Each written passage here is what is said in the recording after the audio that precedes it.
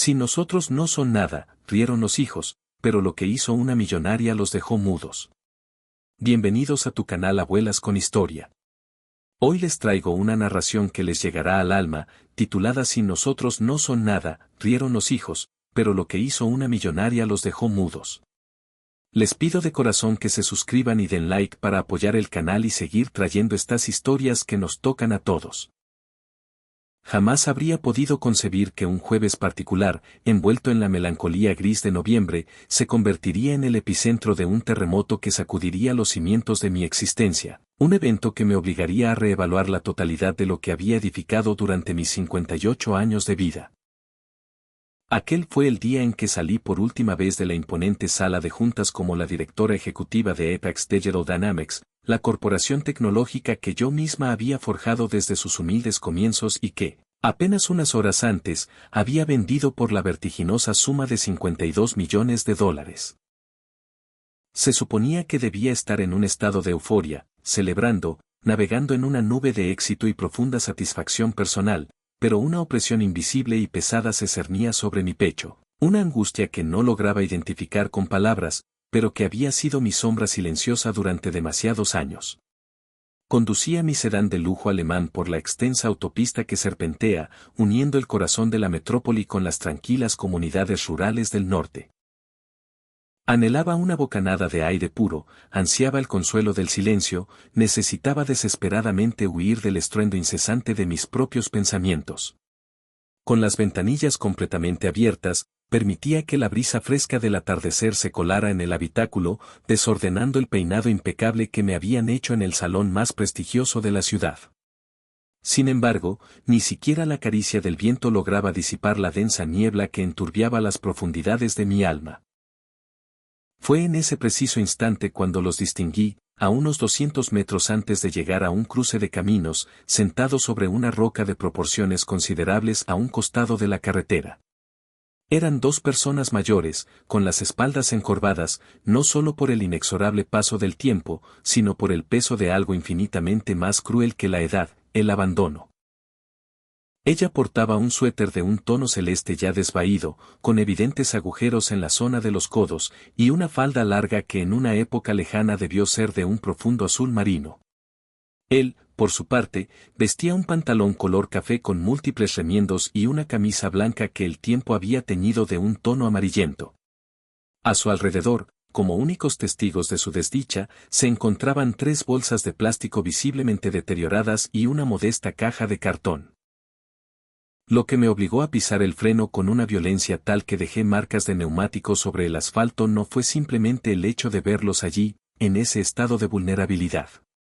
Fue la expresión que habitaba en sus rostros, la misma mirada desolada que debió tener mi padre en sus últimos momentos, solo en aquella fría cama de hospital, mientras yo, a miles de kilómetros, cerraba un negocio multimillonario en Dubái. Era el mismo gesto de desamparo que cegaramente tuvo mi madre cuando su corazón se rindió a la tristeza 6 meses después, en un asilo de ancianos donde la había internado porque mi agenda estaba demasiado saturada para cuidarla, porque estaba demasiado inmersa en la construcción de mi imperio. Mi corazón comenzó a martillear contra mis costillas con una furia que me hizo temer que fuera a estallar. Un temblor incontrolable se apoderó de mis manos, a tal punto que apenas logré maniobrar para estacionar el vehículo en el arcén. Me quité las gafas de sol de diseñador y las lágrimas, esas que había reprimido con todas mis fuerzas durante una década entera, desde aquel funeral al que llegué imperdonablemente tarde, empezaron a deslizarse por mis mejillas, llevándose consigo el costoso maquillaje que había aplicado con esmero esa misma mañana. Descendí del automóvil sintiendo como mis piernas flaqueaban, mis tacones de aguja hundiéndose torpemente en la tierra suelta del borde de la carretera.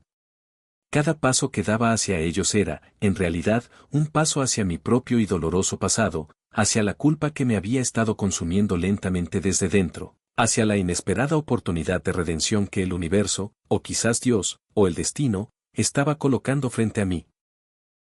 Al aproximarme, pude percibir los detalles que la distancia me había ocultado. La mujer tenía las mejillas marcadas por los cauces secos de lágrimas antiguas y recientes, sus párpados estaban hinchados de tanto llorar, y sus labios, resecos y agrietados, Eran un testimonio de la deshidratación y del sol inclemente que los castigaba sin piedad alguna. El hombre, por su parte, mantenía su vista clavada en un punto indefinido del horizonte, como si su mente estuviera contemplando una realidad inaccesible para mí, como si hubiese renunciado a toda traza de esperanza y simplemente aguardara a que la muerte viniera a buscarlos en esa desolada carretera. Sus manos, nudosas y cubiertas de callosidades, evidencia de una vida entera de trabajo incansable, se aferraban con fuerza a un sobre de papel manila arrugado, que sostenía contra su pecho como si fuera el último tesoro que le quedaba en el mundo. «Buenos días», les dije, mi voz quebrándose por la abrumadora emoción que me embargaba. El sonido de mi propia voz me resultó ajeno, vulnerable, profundamente humano, un contraste absoluto con el tono autoritario y distante que había cultivado y perfeccionado en las salas de juntas durante 30 años. ¿Se encuentran bien? ¿Necesitan algún tipo de ayuda? La pregunta era manifiestamente absurda. Era evidente que no estaban bien, era obvio que requerían auxilio, pero mi mente no lograba formular otra cosa. La anciana alzó la mirada con una lentitud que denotaba un esfuerzo titánico. Y en el instante en que nuestros ojos se cruzaron, sentí una sacudida eléctrica que me recorrió por completo. En el fondo de sus pupilas vi reflejado el mismo dolor, la misma profunda decepción, la misma abrumadora soledad que debía haber visto en los ojos de mi madre mientras esperaba mis llamadas, esas que nunca llegaban, mientras anhelaba mis visitas, aquellas que siempre posponía por una reunión más crucial, por un viaje de negocios impostergable, por una oportunidad de oro que no podía permitirme dejar pasar. Nuestros hijos nos han dejado aquí, señora, pronunció ella con una voz rasposa, apenas un susurro audible. Nos dijeron que iban a buscar combustible, pero de eso hace ya 4 horas. El sol está comenzando a ocultarse y no tenemos ningún lugar a donde ir. Ya no nos quieren con ellos. Nos hemos convertido en una carga. Aquellas palabras resonaron en mi cabeza como golpes de martillo. Una carga. Esas eran exactamente las mismas palabras que yo había llegado a pensar sobre mis propios padres cuando su dependencia de mí comenzó a crecer, cuando sus llamadas se hicieron más insistentes, cuando las citas con el médico empezaron a desbaratar mi imposible agenda. Una carga. Dios santo, ¿en qué clase de monstruo me había transformado? ¿En qué nos convertimos los seres humanos cuando el éxito profesional adquiere más valor que el corazón de quienes nos dieron la vida? Me arrodillé ante ellos en ese instante, sin que me importara lo más mínimo que mi traje de alta costura, valorado en miles de dólares, se manchara con el polvo del camino. Tomé las manos de la mujer entre las mías y sentí como si estuviera tocando las manos de mi propia madre, ásperas por el trabajo, frías por el abandono, temblorosas por el miedo. Escúchenme con atención, les dije con una convicción que no sabía que poseía. Ustedes no son una carga para absolutamente nadie, y les doy mi palabra, les juro por lo más sagrado que existe, que no voy a abandonarlos aquí. Ahora mismo, en este preciso momento, vendrán conmigo. El anciano me observó con una profunda desconfianza, con ese escepticismo propio de quien ha sido traicionado tantas veces que ha perdido la capacidad de creer en la bondad humana. ¿Por qué haría usted algo así por nosotros?, inquirió con la voz ronca. Solo somos un par de desconocidos, un par de viejos inútiles que ni siquiera nuestros propios hijos han querido. Porque hace 10 años, yo fui esa hija que abandonó a sus padres, respondí, mientras las lágrimas corrían libremente por mi rostro, sin ningún tipo de control. Porque mi padre murió completamente solo en un hospital mientras yo estaba al otro lado del planeta cerrando un negocio que, en mi ceguera, creí que era más importante que acompañarlo en su último aliento. Porque mi madre murió de pena 6 meses después y ni siquiera tuve la decencia de visitarla durante sus últimas semanas, porque tenía que preparar una presentación crucial para un grupo de inversionistas.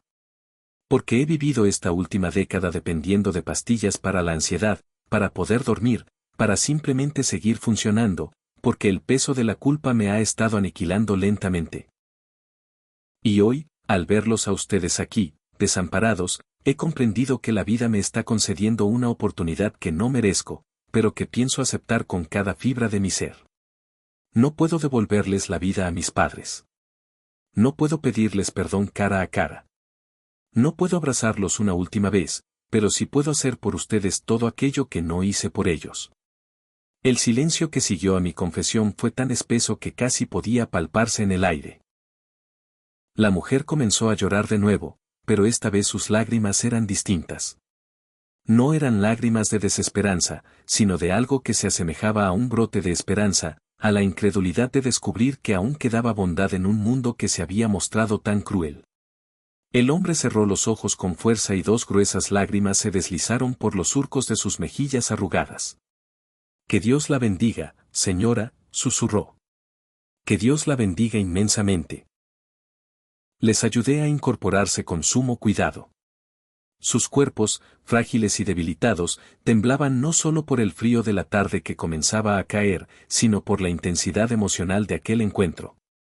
Recogí sus escasas pertenencias, esas 3 bolsas que no pesaban casi nada, pero que contenían los restos de toda una vida, y la pequeña caja de cartón que el anciano se negaba a soltar bajo cualquier concepto. Los conduje hacia mi lujoso automóvil y, al abrir la puerta trasera para que pudieran subir, la mujer se quedó completamente paralizada, observando el interior de cuero negro, las modernas pantallas y los controles digitales, como si estuviera frente a una nave de otro planeta. Jamás en mi vida había estado en un coche como este, dijo con una voz infantil, llena de asombro. Pues hoy lo están, le respondí con una sonrisa que, por primera vez en años, se sentía completamente genuina. Durante el trayecto hacia el hospital privado más cercano, que se encontraba a unos 40 minutos de distancia, les pedí que me relataran su historia. Necesitaba escuchar, necesitaba comprender, necesitaba, de alguna manera, procesar mi propio dolor a través del de ellos. Sus nombres eran Elena y Julián. Llevaban 56 años de matrimonio. Ella había sido costurera durante toda su vida, trabajando incansablemente desde su hogar para poder estar presente en la crianza de sus 5 hijos. Él había sido mecánico, dedicando 12 horas diarias a su labor en un taller, ganando apenas lo suficiente para mantener a su familia, para asegurarles una educación, para adquirir una modesta casita en las afueras del pueblo. Criaron a sus 5 hijos con un amor que no conocía límites, con sacrificios que ninguno de aquellos vástagos llegaría jamás a comprender en su totalidad. Los 5 lograron completar sus estudios, 3 de ellos se marcharon a la capital para forjar sus propias vidas, mientras que 2 permanecieron en el pueblo. Sin embargo, con el transcurso del tiempo, comenzaron a percibirlos como una molestia, como un recordatorio incómodo de sus humildes orígenes. Hace 2 años, nos mudamos a vivir con Rodrigo, nuestro hijo mayor, relató Elena con la voz entrecortada por el temblor. Al principio, todo parecía marchar bien, pero poco a poco comenzaron los comentarios hirientes, las miradas cargadas de desprecio, los suspiros de fastidio cada vez que necesitábamos algo. Su esposa, Mónica, nos trataba como si fuésemos parte del servicio. Nos ordenaba lavar los platos, limpiar el patio, y nos exigía que nos quedáramos confinados en nuestra habitación cuando recibían visitas, porque sentían vergüenza de que sus amigos nos vieran. Julián continuó con el doloroso relato mientras su mirada se perdía a través de la ventanilla del coche, como si revivir aquellos recuerdos le causara un dolor físico. Hace 3 meses, sufrí una caída y me fracturé la cadera. Los gastos médicos fueron considerables y, aunque disponíamos de algunos ahorros, Rodrigo se enfureció enormemente.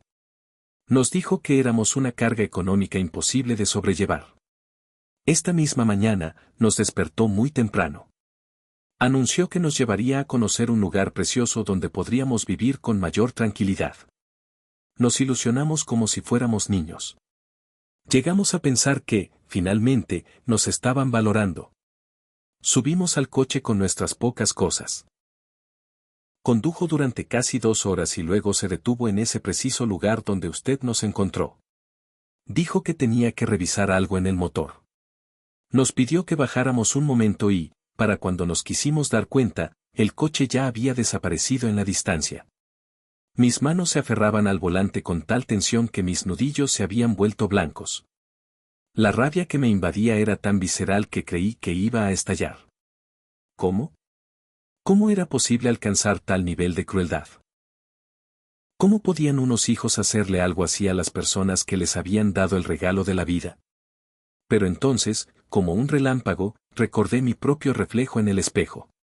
Recordé a la mujer que había estado tan obsesionada con el éxito que había olvidado por completo lo esencial. Yo también había sido cruel con mis padres.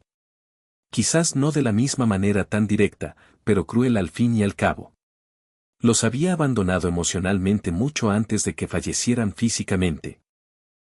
Les había negado mi tiempo, mi presencia, mi afecto, porque estaba demasiado ocupada persiguiendo logros profesionales que ahora, a mis 58 años y con 52 millones en mi cuenta bancaria, se sentían completamente huecos y sin sentido. Llegamos al Hospital de la Misericordia, la mejor institución médica de la región, donde yo era considerada miembro platino gracias a las generosas donaciones que había realizado a lo largo de los años. No por un genuino acto de bondad, sino por pura estrategia de imagen corporativa, para que el nombre de mi empresa figurara en las placas de agradecimiento del vestíbulo. Entré como un huracán, acompañada de Elena y Julián. Exigí que los atendieran de inmediato. Hablé directamente con el director médico, a quien conocía de diversos eventos benéficos. En menos de 15 minutos, Elena estaba siendo evaluada por 2 especialistas. Le estaban realizando un chequeo completo, le administraban suero para combatir la severa deshidratación que padecía. Julián también recibió atención médica urgente. Su presión arterial estaba en niveles peligrosamente elevados. El shock emocional provocado por el abandono había afectado gravemente su ya debilitado corazón. Me senté en la sala de espera de aquel hospital, con su característico olor a desinfectante y a sufrimiento ajeno. Y por primera vez en 10 largos años, me permití llorar sin ningún tipo de contención. Lloré por mis padres, por todo el tiempo irrecuperable que había perdido, por todas las llamadas que dejé sin contestar porque estaba atrapada en una reunión, por todos los domingos que no fui a visitarlos porque tenía que preparar una presentación, por todos los cumpleaños que pasé por alto porque mi agenda estaba repleta de compromisos profesionales. Lloré por la mujer fría y calculadora en la que me había convertido, por los valores que había extraviado en mi ascenso a la cima, por la humanidad que había sacrificado en el altar del éxito. Y lloré por Elena y Julián, por el inmenso dolor que estaban atravesando, por la traición de aquellos que más deberían amarlos, por la crueldad incomprensible de un mundo donde los ancianos son tratados como objetos desechables. Una enfermera se me acercó y me tendió un pañuelo de papel. ¿Se encuentra bien, señora?, me preguntó con una preocupación que parecía sincera. No, le respondí con una honestidad brutal. No he estado bien en 10 años, pero hoy, por primera vez, siento que voy a empezar a sanar. Ella me dedicó una mirada de confusión, pero sabiamente no hizo más preguntas. 3 horas más tarde, los médicos aparecieron con los resultados. Elena se encontraba estable, pero era necesario que permaneciera ingresada al menos durante 3 días para una monitorización exhaustiva. Su cuerpo había sido sometido a un estrés extremo. Julián también requería observación, su corazón presentaba irregularidades preocupantes. Sin dudarlo ni un segundo, solicité que los instalaran en la suite presidencial del hospital, esa habitación descomunal con 2 camas, una sala de estar, un baño privado con jacuzzi y una terraza con vistas a los jardines, reservada habitualmente para políticos y celebridades. Contraté a un equipo de enfermeras privadas para que los asistieran las 24 horas del día. Ordené que les trajeran comida del mejor restaurante de la ciudad. Me aseguré de que no les faltara absolutamente nada que pudieran necesitar. Esa noche, me senté al lado de la cama de Elena mientras ella dormía bajo el efecto de los sedantes. Tomé su mano arrugada entre las mías y le hablé en susurros, como si pudiera escucharme, como si estuviera hablando con mi propia madre. Perdóname, mamá, musité. Perdóname por no haber estado a tu lado. Perdóname por haber priorizado mi carrera por encima de tu vida. Perdóname por haber llegado tarde a tu funeral, porque tuve que pasar por la oficina para firmar unos documentos que perfectamente podrían haber esperado.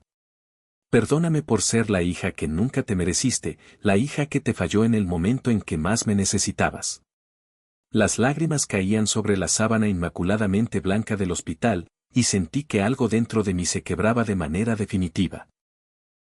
Pero esta vez, no era una fractura dolorosa, sino una necesaria, como cuando es preciso romper un hueso mal soldado para que pueda sanar de la forma correcta. Los días que siguieron fueron una auténtica revelación. Visitaba a Elena y Julián cada mañana antes de dirigirme a la oficina para ultimar los detalles de la venta de mi empresa. Regresaba cada tarde después del trabajo, y pasaba cada noche con ellos antes de retirarme a mi penthouse vacío en el edificio más lujoso de la ciudad. Les llevaba flores frescas, revistas, libros, cualquier cosa que se me ocurriera que pudiera alegrarles el día, aunque fuera mínimamente. Pero, por encima de todo, les ofrecía mi tiempo, mi presencia, mi atención plena, algo que no le había concedido a nadie en décadas. Elena me relataba historias de su juventud, de cómo conoció a Julián en un baile del pueblo, de cómo él tuvo que compaginar 3 empleos para poder casarse con ella, de los nacimientos de sus hijos, de las alegrías y las dificultades que habían superado juntos. Julián me hablaba de su trabajo en el taller, del orgullo que sentía cada vez que lograba reparar un motor complicado, de cómo les había enseñado a sus hijos a cambiar neumáticos y aceite, aunque ninguno de ellos lo recordara ahora. Me confesó los sueños que había albergado de abrir su propio negocio, sueños que había sacrificado para que sus hijos tuvieran la oportunidad de estudiar. Cada una de sus historias era un espejo en el que veía reflejada mi propia vida, las decisiones que había tomado, los sacrificios que había hecho, pero en la dirección completamente opuesta. Ellos habían sacrificado sus sueños por sus hijos. Yo había sacrificado a mis hijos por mis sueños. Ellos habían puesto a su familia en primer lugar, siempre. Yo había puesto mi carrera en primer lugar, siempre.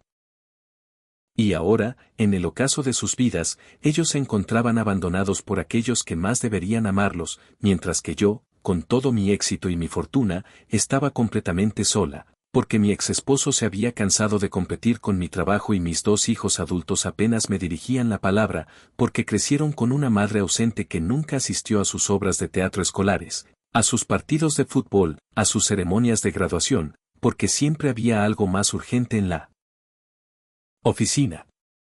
Una tarde, mientras compartíamos un té en la terraza de la suite del hospital, Julián finalmente me reveló el contenido de aquel sobre de papel manila que protegía con tanto celo. Contenía documentos, escrituras de propiedad, papeles notariados. Señora Isabella, me dijo, usando mi nombre por primera vez desde que nos conocimos, hay algo que debe saber. Mis hijos están convencidos de que somos pobres, de que no poseemos nada más que una pensión miserable. Esa es la razón por la que nos trataron de esa manera, por eso nos abandonaron, porque creyeron que ya no había nada más que pudieran obtener de nosotros. Pero la verdad es muy distinta. Sacó más documentos del sobre y los desplegó sobre la mesa. Hace 30 años, adquirí un terreno en las afueras del pueblo. Pagué $1000 por 2 hectáreas que nadie quería porque estaban demasiado lejos. Trabajé esa tierra durante los fines de semana a lo largo de muchos años. Planté árboles frutales, construí una pequeña casa, cavé un pozo. Hace 5 años, el gobierno decidió construir la nueva autopista y el trazado pasaba justo por mi propiedad. Me hicieron una oferta para comprarla. Me ofrecieron $2 millones por esas tierras que antes no valían nada. Me quedé sin palabras, intentando procesar la información. $2 millones. Julián asintió. Acepté la venta, pero con una condición. Que el dinero se mantuviera en un fideicomiso hasta el día de mi muerte. No quería que mis hijos se pelearan por el dinero mientras yo estuviera vivo. No quería que me trataran bien solo por interés. El dinero está ahí, seguro, esperando. Mi plan era dejárselo todo a la única hija que siempre nos ha llamado cada semana, Sofía, la menor, que vive en España trabajando como enfermera y que nos envía lo que puede, a pesar de sus propias dificultades. Pero mis otros 4 hijos, especialmente Rodrigo, el que nos abandonó, ellos nunca sabrán que ese dinero existió hasta que yo muera y se lea el testamento. Elena añadió, con los ojos llenos de lágrimas, solo queríamos que nos amaran por quienes somos, no por lo que poseemos. Preferimos vivir con lo mínimo, aceptar humillaciones, soportar desprecios, con tal de descubrir cuáles de nuestros hijos nos amaban de verdad. Y descubrimos la más dolorosa de las verdades. Solo una de 5 nos amó de corazón. Aquella revelación me impactó de una manera profunda. Estos 2 ancianos, que habían sido tratados como desechos, poseían más dignidad, más sabiduría, más riqueza interior que yo con todos mis millones y mis títulos universitarios. Habían elegido conscientemente una vida de carencias para poder descubrir quién los amaba de forma genuina. Habían soportado el dolor del rechazo para proteger la única relación verdadera que les quedaba. Eran millonarios, pero habían vivido como indigentes para poner a prueba el corazón de sus hijos. Y 4 de esos hijos habían fracasado estrepitosamente en la prueba. Al 6.º día, Elena y Julián recibieron el alta médica. Se encontraban mucho mejor físicamente, pero la herida emocional seguía abierta, visible en sus ojos cada vez que mencionaban a sus hijos. No podían regresar a casa de Rodrigo, y, evidentemente, no tenían otro lugar a donde ir. Sofía, la hija en España, los llamaba a diario, desesperada desde que los vecinos le contaron lo sucedido, pero no podía viajar de inmediato, ya que se encontraba en medio de un complicado proceso de renovación de sus papeles migratorios que no podía interrumpir o perdería su residencia. Les ofrecí que se quedaran en mi penthouse de forma temporal, pero se negaron. Rechazaron la oferta. Sus voces, aunque suaves, estaban cargadas con el peso de una dignidad inquebrantable. Decían que ya habían abusado en exceso de mi bondad. Fue en ese momento, frente a su humilde negativa, que tomé una decisión que alteraría el curso de todo, no solo de sus vidas, sino fundamentalmente de la mía. Esa misma noche, regresé a mi penthouse, un espacio de 400 metros cuadrados suspendido en el piso 32 del edificio más codiciado de la ciudad. Al entrar, el eco de mis pasos sobre el mármol pulido me recibió como un recordatorio de su vacío. 3 dormitorios inmaculados, 4 baños de diseño, una cocina italiana de vanguardia que jamás había utilizado porque mi vida transcurría entre restaurantes de lujo y el servicio a la habitación de hoteles impersonales. La sala de estar, con su pared de cristal, ofrecía una vista panorámica de la ciudad que se extendía a mis pies como una alfombra de luces parpadeantes. La terraza albergaba un jacuzzi privado que rara vez sentía el calor del agua. Obras de arte moderno, seleccionadas por un curador famoso, colgaban de las paredes, y muebles de diseñador ocupaban el espacio con una elegancia fría y estéril. Todo era impecable, todo era perfecto, y todo estaba desoladoramente vacío de vida. Caminé a través de esos salones opulentos y gélidos, y una verdad aplastante me golpeó: en los 8 años que había llamado a este lugar mi hogar, nunca había organizado una sola cena con amigos. Jamás había celebrado una reunión familiar entre estas paredes. Nunca había llenado este silencio con el sonido de risas genuinas o conversaciones profundas y significativas. Este lugar no era un hogar, era una caja de seguridad dorada donde guardaba mi cuerpo para dormir entre un viaje de negocios y el siguiente. Me dirigí a mi cava personal y me serví una copa de un vino tinto extraordinariamente caro. Me senté en el balcón, sintiendo la brisa nocturna en mi rostro, y contemplé el tapiz de luces urbanas que parpadeaban como si fueran estrellas caídas a la tierra. Entonces, con un impulso repentino, tomé mi teléfono. Mi pulso se aceleró mientras marcaba el número de mi hijo mayor, Mateo, un arquitecto de 32 años que vivía en otra ciudad. Respondió después de varios tonos, su voz teñida de sorpresa, ya que mis llamadas solían ser breves y estar relacionadas con asuntos de negocios o financieros. ¿Mamá? ¿Está todo en orden?, preguntó con un tono cauteloso, casi defensivo. No, Mateo, respondí con una honestidad que me desgarró la garganta. Nada ha estado en orden desde hace mucho, mucho tiempo. Necesito pedirte perdón. El silencio que se instaló al otro lado de la línea fue tan profundo que pude oír el latido de mi propio corazón. Perdón. ¿Por qué?, preguntó finalmente, su voz apenas un susurro. Por no haber sido la madre que te merecías, dije, sintiendo como mi voz se quebraba. Por haberme ausentado de tu graduación universitaria porque tenía una reunión con inversionistas japoneses. Por no haber asistido a tu boda porque estaba en medio de la adquisición de una empresa competidora.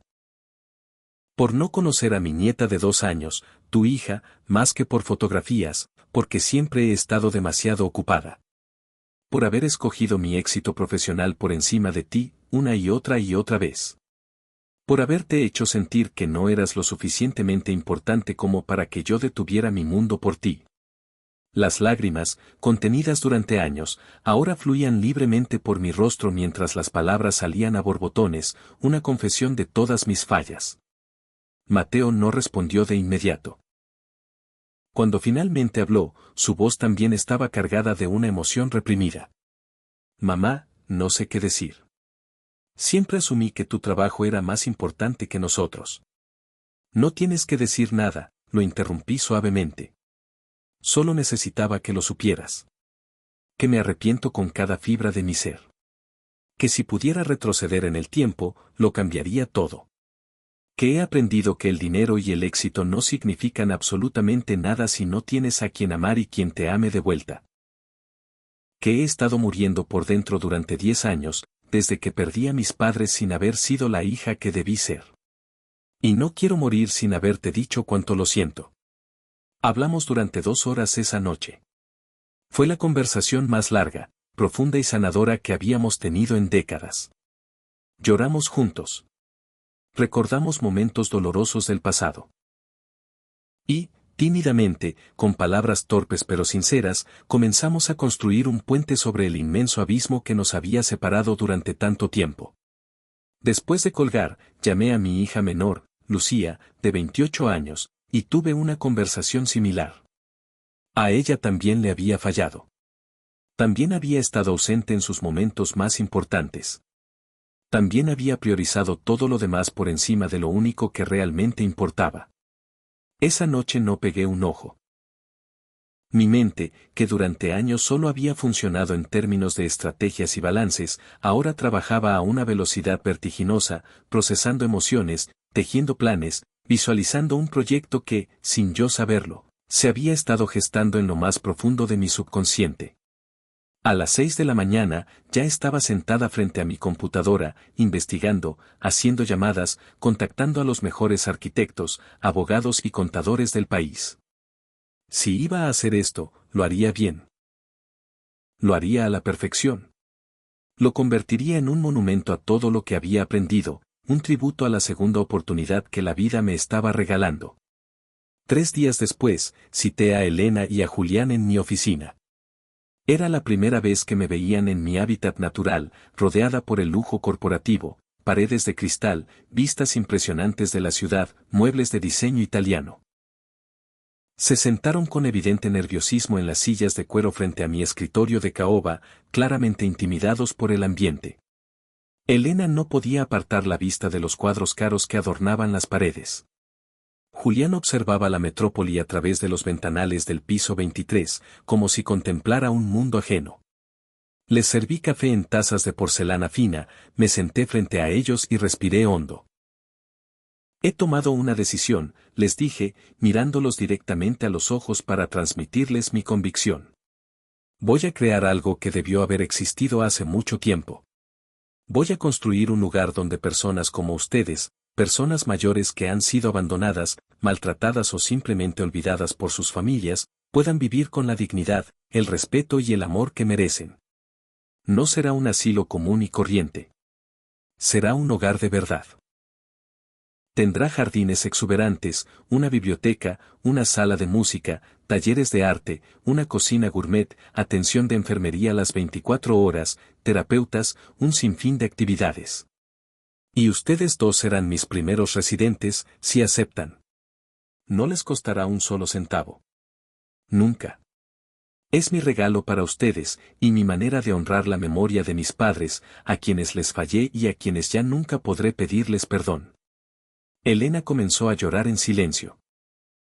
Las lágrimas se deslizaban por las arrugas de sus mejillas mientras negaba con la cabeza, incrédula. Señora Isabella, eso es demasiado. No podríamos aceptarlo. Julián, con los ojos húmedos, asintió. Usted ya ha hecho muchísimo por nosotros. No es suficiente, respondí con firmeza. Nunca será suficiente para compensar lo que ustedes me han dado. Ustedes me devolvieron mi humanidad. Me enseñaron lo que realmente importa. Me dieron la oportunidad de redimirme, de hacer algo bueno con la fortuna que acumulé siendo una persona egoísta. Por favor, permítanme hacer esto. Durante las siguientes semanas, trabajé con una intensidad que no había experimentado antes, pero esta vez, mi esfuerzo estaba impulsado por algo que llenaba mi alma en lugar de vaciarla. Compré un terreno de 20 hectáreas en las afueras de la ciudad, en una zona de una belleza natural sobrecogedora, rodeada de árboles centenarios y con vistas a las montañas. Contraté al estudio de arquitectura más prestigioso del país y les expliqué mi visión con un detalle obsesivo. No quería un edificio frío e institucional, sino un complejo de casitas acogedoras interconectadas, cada una con 2 habitaciones, baño privado, una pequeña sala y acceso directo a jardines comunes. Un edificio central albergaría el comedor, la biblioteca, una sala de estar con chimenea, una capilla, una sala de cine, una sala de juegos, un gimnasio adaptado y hasta un pequeño spa. Todo estaba diseñado pensando en la comodidad y la dignidad de las personas mayores, rampas en lugar de escaleras, pasamanos elegantes, pisos antiderrapantes, una iluminación cálida y perfecta, espacios amplios y colores acogedores. Invertí $12 millones en la construcción y otros $3 millones en el equipamiento, equipo médico de última generación, muebles cómodos y hermosos, obras de arte que alegraran los espacios, un huerto orgánico e incluso un gallinero, porque Elena me había mencionado que de joven le encantaba cuidar gallinas. Contraté a un equipo de 50 personas, enfermeras, médicos, terapeutas, chefs, jardineros, personal de limpieza y coordinadores de actividades. Les ofrecí salarios generosos, muy por encima del promedio del sector, porque quería que cada empleado sintiera que trabajar allí era un privilegio y tratara a nuestros residentes con el amor y el respeto que merecían. Bauticé el lugar como Hogar Renaissance, en honor a mi madre, que se llamaba Esperanza. En la entrada, mandé a colocar una placa de bronce con la inscripción, dedicado a Esperanza y Miguel, mis padres, a quienes amé demasiado tarde. Que este lugar sea un refugio para todos aquellos que necesitan recordar que son valiosos, amados y dignos de los mejores años de sus vidas. La construcción duró 9 meses. Durante ese tiempo, Elena y Julián vivieron conmigo en mi penthouse y en el proceso, transformaron por completo mi vida. Esos meses fueron, sin exageración, los más felices que había vivido en décadas. El penthouse, que antes era un mausoleo frío y silencioso, se llenó de vida. Elena cocinaba platos tradicionales que impregnaban el aire con aromas deliciosos a guisos, sopas y panes recién horneados, todo preparado con una paciencia y un amor que yo nunca había conocido. Julián, por su parte, se dedicaba a arreglar pequeñas cosas que se descomponían. Aunque yo insistía en que para eso teníamos un servicio de mantenimiento, él insistía en hacerlo porque le hacía sentirse útil.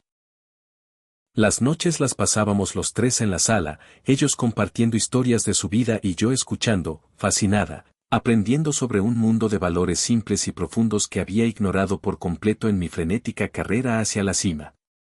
Me enseñaron a tejer, a cocinar recetas de la abuela, a apreciar las cosas simples, una puesta de sol, una taza de café compartida, una conversación sin prisas. Durante ese tiempo, también conocí a sus otros hijos a través de llamadas telefónicas incómodas y visitas tensas. Rodrigo apareció 3 semanas después de que me llevara a sus padres, no movido por el arrepentimiento, sino porque los vecinos le habían contado que estaban viviendo con una mujer adinerada y quería asegurarse de que no me estuvieran manipulando para quitarme dinero. La confrontación fue tan desagradable como esperaba. Lo recibí en la sala de mi penthouse, con Elena y Julián presentes. Rodrigo, un hombre de 45 años con una complexión robusta y un traje barato que intentaba parecer elegante, tenía una actitud defensiva y unos ojos que se movían con nerviosismo, calculando el valor de cada objeto que veía. Así que aquí viven mis padres ahora, dijo con un sarcasmo mal disimulado, mirando a su alrededor. Viviendo como reyes a costa de una desconocida. Lo miré con la misma frialdad con la que había desmantelado a competidores en salas de juntas. Señor, sus padres están viviendo aquí porque usted los abandonó en una carretera como si fueran basura. No tiene absolutamente ningún derecho a juzgar nada. Se puso rojo de ira. Usted no sabe nada de nuestra situación familiar. No sabe lo difícil que es mantener a dos ancianos. Lo interrumpí levantando una mano. Sé exactamente lo difícil que es, porque yo tampoco lo hice cuando debía. Pero la diferencia entre usted y yo es que yo reconozco mi error y estoy haciendo algo al respecto. Usted solo ha venido aquí para ver qué beneficio puede sacar de esta situación. Ricardo intentó dirigirse a sus padres, pero Elena lo detuvo con una mirada que yo nunca le había visto, una mirada de acero forjado en el dolor. Hijo, ya no te reconozco. El hombre que yo crié jamás habría sido capaz de abandonarnos de esta manera. No sé quién eres, pero ya no eres mi hijo. Julián añadió con voz firme, cuando muramos, no recibirás nada de nosotros. Todo será para tu hermana Sofía, que fue la única que nunca nos olvidó. Rodrigo salió de allí furioso, dando un portazo y gritando amenazas legales que, por supuesto, nunca materializó. Los otros dos hijos, Carla y Daniel, también aparecieron en diferentes momentos con actitudes similares, preocupados por la herencia inexistente que creían que estaba en peligro. Ninguno de ellos preguntó sinceramente cómo estaban sus padres, si habían sufrido, si su salud era buena. Su única preocupación era asegurarse de que yo no los estuviera manipulando para quedarme con algo. Cuando finalmente Hogar Ebenezer estuvo listo, organicé una inauguración íntima. Invité a Elena y Julián, a Sofía, que había logrado venir desde España para la ocasión, a mis dos hijos, Mateo y Lucía, con sus familias, a unos pocos amigos cercanos, a todo el personal que trabajaría allí y a algunos representantes de la prensa, porque quería que esta iniciativa se conociera, que inspirara a otras personas con recursos a hacer algo similar. La propiedad era aún más hermosa de lo que había imaginado. Las casitas pintadas en colores cálidos, los jardines florecidos, los caminos de piedra serpenteando entre los árboles, el edificio central con su arquitectura acogedora, todo el lugar respiraba paz, amor y dignidad. Cuando Elena y Julián vieron por primera vez el lugar que sería su nuevo hogar, ambos se quedaron sin palabras. Caminaron lentamente por los jardines, tomados de la mano. Entraron en la casita que había diseñado específicamente para ellos, con vistas al huerto y a las montañas. En el interior, había colocado fotografías familiares que mandé a ampliar y enmarcar, muebles cómodos y elegantes, una pequeña cocina por si querían preparar algo ellos mismos, aunque podían comer en el comedor central cuando quisieran, un baño completamente adaptado a sus necesidades y una terraza donde podían sentarse a tomar el café por las mañanas. En la mesita de noche junto a la cama, había colocado una fotografía de mis padres, para que supieran que este lugar era tanto para ellos como en memoria de aquellos a quienes yo había perdido. Elena se sentó en el sofá de la pequeña sala y comenzó a llorar de una manera desconsolada. Julián se sentó a su lado y la abrazó, y pronto ambos lloraban juntos. Me arrodillé frente a ellos y les tomé las manos. ¿Por qué lloran? ¿No les gusta? Elena negó con la cabeza, capaz de hablar. Es demasiado hermoso, señora Isabella. No merecemos tanto. Si lo merecen, respondí con una convicción absoluta que brotaba desde lo más profundo de mi ser. Merecen esto y mucho más.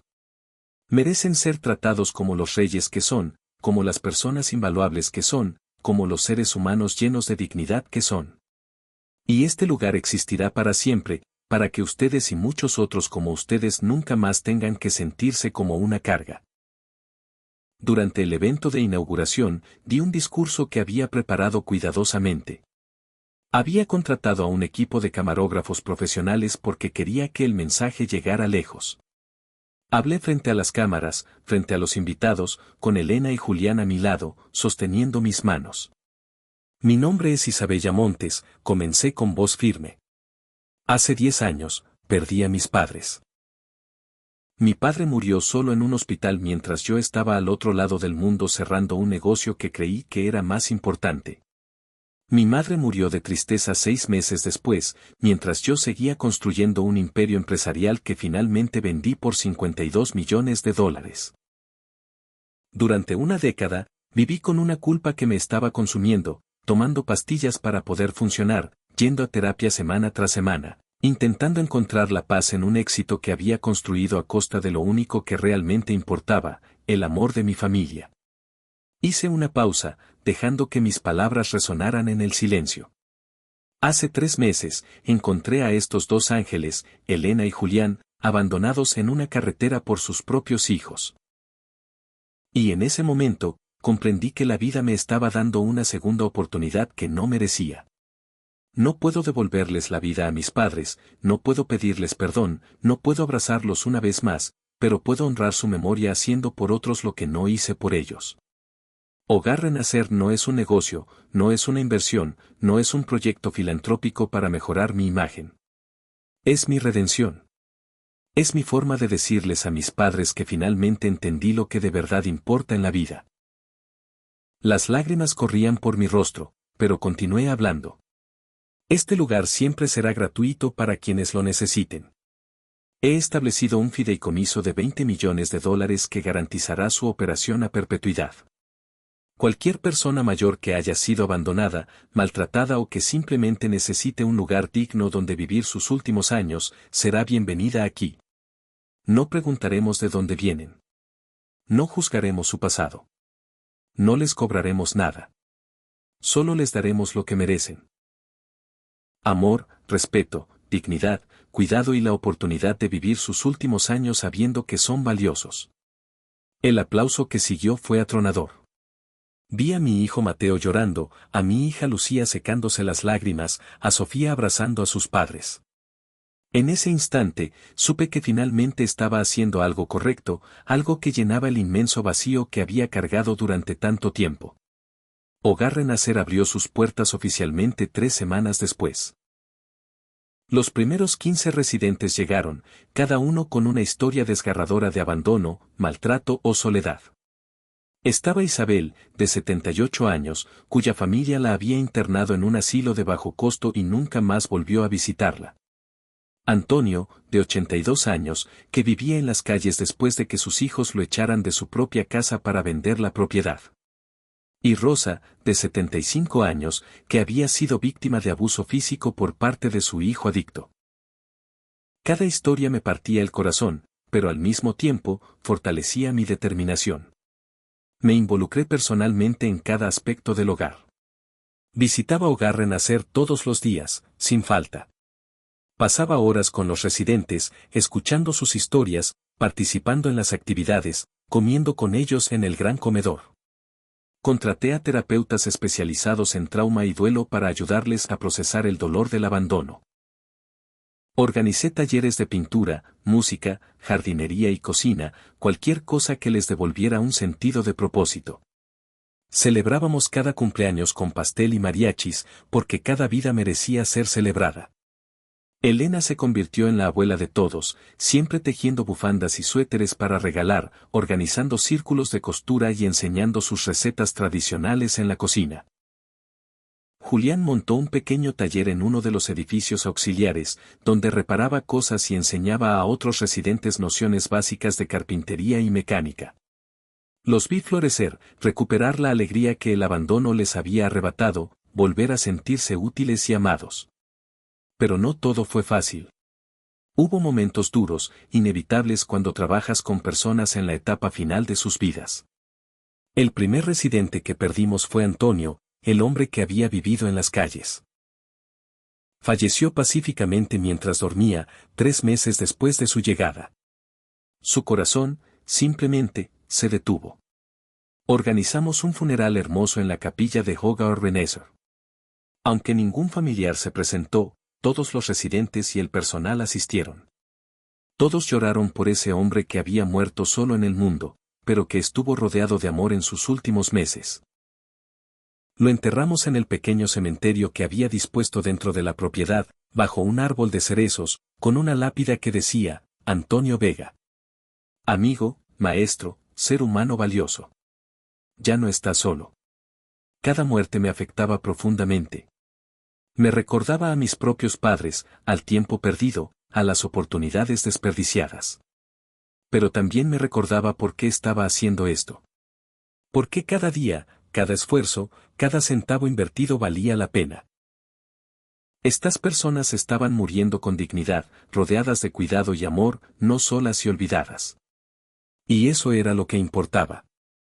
Un año después de la inauguración, Sofía finalmente pudo establecerse de forma permanente en el país, tras resolver su situación migratoria. Llegó para quedarse, para estar cerca de sus padres en sus últimos años. Era una mujer de 46 años, sencilla, de risa fácil y con unos ojos bondadosos que se llenaban de lágrimas cada vez que miraba a sus padres. Me agradeció infinitamente por lo que había hecho, pero yo sabía que ella había hecho mucho más. Ella nunca los había abandonado. Ella era la verdadera heroína de esta historia. Le ofrecí un puesto en Hogar Renessor como coordinadora de enfermería y aceptó agradecida. Se mudó a una de las casitas cercanas a la de sus padres, y verlos juntos cada día era la imagen perfecta de lo que la familia debería ser: amor incondicional, presencia constante y cuidado mutuo sin esperar nada a cambio. Los otros 4 hijos nunca volvieron. Ni siquiera cuando se enteraron de la existencia del dinero del fideicomiso. El orgullo, la vergüenza o simplemente la indiferencia les impidió intentar una reconciliación. Mientras tanto, mi propia familia comenzaba a sanar. La relación con mis hijos continuó sanando, paso a paso, día a día. Mateo empezó a visitarme con una regularidad que me llenaba el alma, trayendo a mi nieta para que pasáramos tiempo juntas, construyendo recuerdos donde antes solo había un vacío. Mi nieta, con sus ojos curiosos y su risa cristalina, no sabía nada de mi pasado como madre ausente. Para ella, yo simplemente era la abuela que la sentaba en sus rodillas y le leía cuentos con voces divertidas. Lucía y yo establecimos un ritual de almuerzos semanales, encuentros en los que el tiempo parecía detenerse. Hablábamos de verdad, con el corazón en la mano, y yo aprendí a escuchar de verdad, en lugar de revisar mi teléfono constantemente en busca de notificaciones que ya no me importaban. No fue un camino fácil. Había una montaña de dolor acumulado, años de desconfianza que debían ser demolidos ladrillo a ladrillo, pero estábamos intentándolo. Ambos, mis hijos y yo, estábamos poniendo el esfuerzo, y eso, en sí mismo, era mucho más de lo que había tenido en décadas. 2 años después de la inauguración de Hogar Renessor, el proyecto había crecido más allá de mis sueños más optimistas. Gracias a las donaciones de otros empresarios que se habían sentido inspirados por la historia y con una parte considerable de mis propios fondos, expandimos las instalaciones. Construimos 20 casitas adicionales, un segundo edificio de servicios, un pequeño teatro para noches de cine y presentaciones, y una alberca terapéutica climatizada. Hogar Renacer ahora albergaba a 45 residentes y teníamos una larga lista de espera. El proyecto había captado la atención a nivel nacional. Gobiernos de otros estados querían replicar el modelo. Empresarios me contactaban pidiendo asesoría para crear lugares similares. Mi vida personal también había cambiado drásticamente.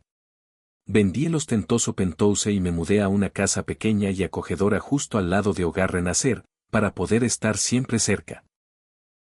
Mi existencia ya no giraba en torno a reuniones de juntas directivas y vuelos en jet privado.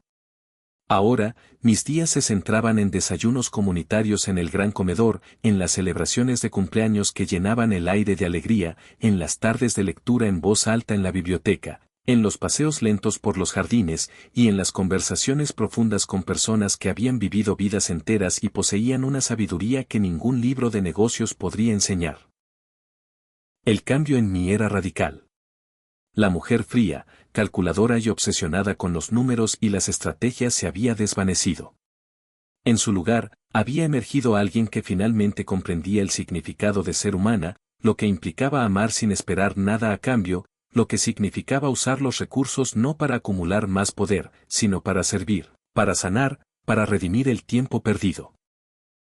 Una tarde de primavera, 3 años después de aquel día fatídico en la carretera, estábamos todos reunidos en el jardín central de Hogar Renessor.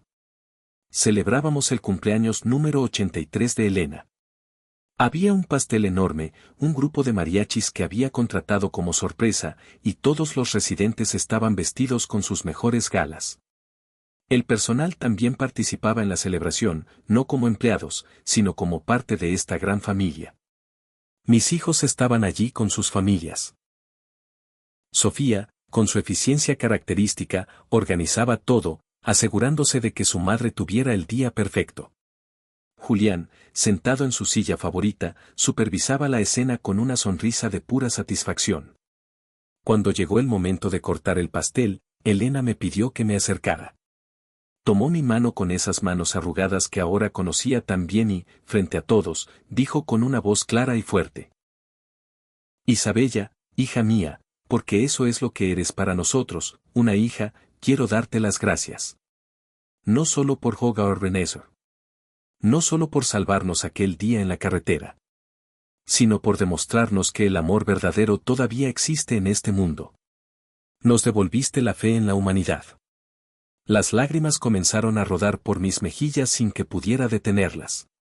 Julián se puso de pie con dificultad, apoyándose en su bastón, y añadió: Hija, cuando llegue nuestro momento de partir, lo haremos en paz, sabiendo que el mundo es un lugar un poco mejor porque tú existes.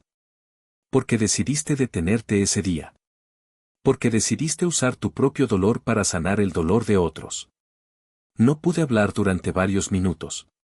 La emoción me había formado un nudo en la garganta. Finalmente, con la voz quebrada, logré decir: ustedes me salvaron a mí. Me devolvieron mi humanidad. Me enseñaron que nunca es tarde para cambiar. Me dieron la oportunidad de redimirme. Todo lo que soy ahora, todo lo bueno que hay en mí, lo aprendí de ustedes. El aplauso y los sollozos de los presentes se mezclaron en un momento de pura emoción colectiva que atesoraré por siempre. Esa noche, mucho después de que la fiesta terminara y Hogar Renacer quedara en silencio, salí a caminar por los jardines bajo un manto de estrellas. Pensé en el increíble camino recorrido, en la mujer que había sido y en la mujer en la que me había convertido. Pensé en mis padres, en las conversaciones que nunca tuvimos, en los abrazos que nunca les di, en el tiempo que jamás recuperaría. Pero también pensé en Elena y Julián, en los 45 residentes que ahora tenían un hogar digno, en las vidas que habíamos tocado, en el legado que estaba construyendo. Levanté la vista al cielo estrellado y hablé en voz alta, como si mis padres pudieran escucharme. Mamá, papá, espero que puedan verme ahora. Espero que sepan cuánto lo siento, cuánto desearía haber hecho las cosas de otra manera. No puedo cambiar el pasado, no puedo devolverles el tiempo que les robé, pero estoy haciendo todo lo posible para honrar su memoria. Cada persona mayor que encuentra refugio aquí, cada sonrisa que logro arrancar de un rostro marcado por el abandono, cada vida que tocamos con amor y dignidad, todo es por ustedes. Todo es mi forma de decirles que finalmente entendí la lección que intentaron enseñarme. Que el amor es lo único que realmente importa al final. 4 años después de aquel encuentro que lo cambió todo, la salud de Julián comenzó a deteriorarse. Su corazón, que había resistido tanto, finalmente empezaba a fallar. Los doctores nos dijeron que era cuestión de semanas, quizás meses si teníamos suerte. Elena nunca se separó de su lado. Dormía en una silla junto a su cama, le hablaba constantemente, le cantaba las canciones de su juventud. Era una escena desgarradora, pero también inmensamente hermosa, ser testigo de un amor que había resistido 56 años, que había sobrevivido al abandono, a la traición, a todo. Sofía pasaba cada momento libre con su padre, leyéndole el periódico, contándole chistes, recordándole momentos felices de la infancia. Yo también estaba allí todos los días, sentada al otro lado de la cama, sosteniendo su mano, agradeciéndole en silencio por haberme dado la oportunidad de ser una mejor persona. Julián hablaba cada vez menos, estaba débil, pero cuando abría los ojos y nos veía a las tres a su alrededor, su mirada reflejaba una profunda paz. Una mañana de mayo, mientras el sol se filtraba suavemente por la ventana y los pájaros cantaban en los árboles, Julián abrió los ojos y nos miró a todas. Con una voz muy débil pero clara, dijo: gracias por darme la mejor vida que un hombre podría pedir. Elena, mi amor, nos vemos pronto.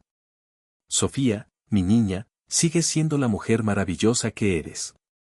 Isabella, hija, salvaste mi alma cuando ya la creía perdida. te estaré esperando junto a tus padres cuando sea tu momento. Cerró los ojos, una leve sonrisa se dibujó en sus labios, y se fue en paz. El funeral de Julián fue uno de los eventos más conmovedores que he presenciado. Asistieron no solo todos los residentes y el personal de Hogar Renasser, sino cientos de personas del pueblo, antiguos clientes de su taller, vecinos de toda la vida, gente cuyas vidas había tocado con su bondad y su trabajo honesto. Rodrigo, Carla y Daniel aparecieron por primera vez en 4 años, pero se quedaron al fondo, avergonzados, sin atreverse a acercarse a su madre. Elena ni siquiera los miró. Enterramos a Julián en el cementerio de Hogar Renasser, bajo su árbol favorito, un roble enorme que él mismo había ayudado a plantar. En su lápida grabamos las palabras que él había pedido meses antes: Julián Hernández. Trabajó con sus manos. Amó con su corazón. Murió con dignidad. Que su ejemplo inspire a todos a valorar lo que realmente importa. Elena resistió 6 meses después de la muerte de su esposo. El diagnóstico médico fue insuficiencia cardíaca, pero todos sabíamos la verdad. Murió de amor, de la imposibilidad de seguir viviendo sin su compañero de toda la vida. Pasó esos últimos meses en calma, tejiendo, contando historias, preparándose para el reencuentro. La noche antes de morir, me llamó a su habitación. Estaba muy débil, pero completamente lúcida. Isabella, me dijo tomando mi mano. Quiero que sepas que estos últimos años fueron los más felices de mi vida. A pesar de todo el dolor anterior. Tú nos diste todo, nos devolviste la dignidad, nos hiciste sentir amados. Prométeme algo. Cualquier cosa, respondí, con las lágrimas corriendo por mi rostro. Promete que seguirás haciendo esto. Que Hogar Renasser seguirá existiendo mucho después de que yo me vaya. Que seguirás siendo una luz para otros en la oscuridad. Promete que no volverás a ser la mujer fría que eras antes. Que seguirás eligiendo el amor sobre el éxito, la compasión sobre el dinero, la humanidad sobre todo lo demás. Lo prometo, susurré con todo mi ser. Lo prometo. Ella sonrió, cerró los ojos y falleció pacíficamente esa misma noche mientras dormía. La enterramos junto a Julián, bajo el mismo roble, con una lápida que decía: Elena de Hernández. Madre, esposa, amiga, maestra de vida. Su amor fue más fuerte que el abandono. Su dignidad más grande que el dolor. Que su memoria sea una bendición eterna. Después de perder a Elena y Julián, sentí que una parte de mí se iba con ellos, pero también sentí una paz profunda. Había logrado darles los últimos años que merecían. Había sido testigo de su amor hasta el final. Había aprendido de ellos más de lo que 1000 libros de negocios podrían haberme enseñado. Sofía se quedó trabajando en Hogar Renasser, ahora como directora general, y juntas continuamos expandiendo el proyecto. 5 años después del día que me cambió la vida, Hogar Renasser se había convertido en un modelo nacional. Habíamos abierto 3 centros más en diferentes estados, cada uno operando bajo los mismos principios: amor, dignidad y cuidado sin costo para quienes lo necesitan. Más de 200 ancianos vivían ahora en estos espacios, rescatados del abandono, la soledad y la desesperanza. Y mi vida personal también había sanado de forma significativa. Mateo y Lucía eran ahora una parte activa y fundamental de mi vida. Pasábamos tiempo de calidad juntos. Habíamos logrado construir relaciones genuinas, aunque sabíamos que nunca recuperaríamos los años perdidos. Mis 3 nietos me conocían, me amaban y me llamaban abuela con un cariño que me llenaba el corazón. Hoy, mientras escribo esta historia sentada en el jardín de Hogar Renasser, soy una mujer de 63 años, completamente diferente a la que era hace 5 años. Ya no tomo pastillas para la ansiedad. Ya no necesito terapia semanal. Ya no vivo con el peso aplastante de la culpa. No porque haya olvidado a mis padres, sino porque finalmente encontré la forma de honrar su memoria, de convertir mi dolor en propósito, mi arrepentimiento en acción, mi éxito vacío en un legado significativo. Gané $52 millones construyendo una empresa tecnológica, pero en el proceso, perdí a las 2 personas que me amaban incondicionalmente. Sacrifiqué la relación con mis hijos persiguiendo un sueño que resultó ser una pesadilla disfrazada de éxito. Viví 30 años pensando que el poder, el dinero y el reconocimiento eran lo más importante, solo para descubrir de la manera más dolorosa que no significaban absolutamente nada sin amor, sin familia, sin un propósito que trascendiera mi propio ego. Aquella tarde, cuando encontré a Elena y Julián abandonados en la carretera, cuando decidí detenerme en lugar de seguir de largo, cuando elegí ayudar en lugar de ignorar, mi vida dio un giro de 180 grados. Ellos me salvaron tanto como yo los salvé a ellos. Me enseñaron que nunca es tarde para cambiar, que la redención es posible, que el amor verdadero puede sanar hasta las heridas más profundas. Ahora, cuando cierro los ojos, puedo ver a mis padres, a Elena y a Julián, todos juntos, sonriéndome, perdonándome, orgullosos de la mujer en la que me convertí. El dinero no compra el perdón, pero puede usarse para honrar la memoria de aquellos a quienes les fallamos. El éxito profesional no llena el vacío del alma, pero el servicio a los demás sí lo hace. Y nunca, nunca es demasiado tarde para elegir el amor.